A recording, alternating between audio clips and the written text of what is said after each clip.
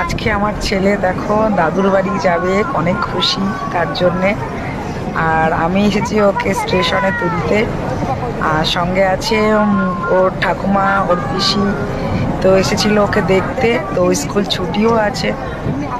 তো দেখো কি কি জিনিস কিনেছে সেটাই তোমাদেরকে দেখাচ্ছিল। আর হাতে খাবারটা ঠিক নিয়ে নিয়েছে প্যাক করে, ট্রেনে বসে খাবে বলে।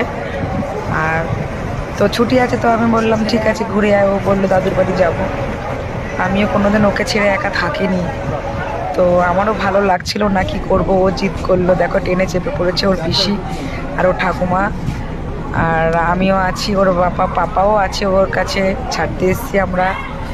তো আমি ভাবলাম তোমাদেরকে এটা শেয়ার করি। তো ওকে ছাড়া আমার সত্যি ভালো লাগে না। ওই দেখো ওপরে বসে আছি চুপটি মেরে। তো ওকে তোমাদের কেমন লাগলো ফ্রেন্ডস তোমরা একটু জানাবে। দেখো কি সুন্দরভাবে, দেখো উপর থেকে দেখছে। মাকে ছাড়া এই প্রথমবার থাকলো, মা বাবাকে ছাড়া। আমিও এই প্রথমবার ওকে ছাড়া থাকতে হবে। ট্রেনটা ছেড়ে দিল,